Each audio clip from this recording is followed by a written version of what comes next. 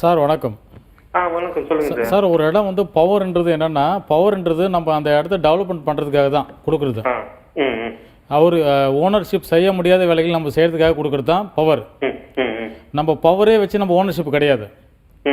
ஓகேங்களா? நீங்கள் அந்த பவரில் அந்த பிட்வீனில் அந்த டைமுக்குள்ளே நீங்கள் வந்து தேர்ட் பர்சனுக்கு தான் வித்து சேஞ்ச் பண்ணியிருக்கணும். அப்படி பண்ணிட்டீங்கன்னா அந்த ப்ராப்ளம் கிடையாது. ஆனால் இன்றைக்கி வந்து என்ன பண்ணுறீங்க, நீங்கள் அந்த இடத்த வந்து டெவலப்மெண்ட் பண்ணுறதுக்கு தான் வச்சுருக்கதா அர்த்தம் அது. ஓகேங்களா? அவங்க தான் ஓனர்ஷிப்பாக இருப்பாங்க பவர் இருக்க வரைக்கும். நீங்கள் அந்த பவர்லேருந்து இப்போ அவங்க யார் லீகல் யாருன்னு பாருங்கள். அவர் இருக்காரா, உயிரோட இருந்தா அவர் கூட்டுவாங்க. இல்லை, அவங்களாம் எங்கே இருக்காங்க ஏது இருக்காங்க தெரியாது நமக்கு. அப்பா இறந்துட்டாங்க 16 வயசுல.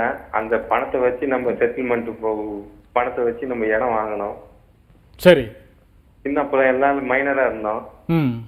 அதனால இப்போ இப்போதைக்கு டாக்குமெண்ட் பண்ண முடியாது. பவர் மட்டும் இது பண்ணிக்கணும். சரி. இப்போ அவங்களாம் எங்கே இருக்காங்க, வளர்ந்த உடனே தான் இப்போ தான் தெரியுது என்ன ஏதுன்ட்டு டாக்குமெண்ட் பார்த்தா. உங்களுக்கு போதிய அறிவு கல்வி அறிவு இல்லை.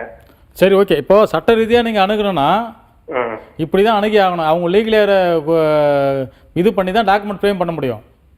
அப்படிங்களா? ஆமாம். இல்லைனா வந்து அது என்றைக்கு இருந்தாலும் அது வந்து உங்களுக்கு பிரச்சனை தான் அது.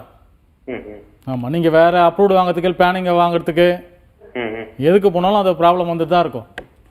சரிங்க. நீங்கள் பாருங்கள், யார் விற்றாலும் அவங்க லீகலாக இருந்தால் கூட கொண்டு வந்துடலாம். கொண்டு வந்து பண்ணுங்கள்.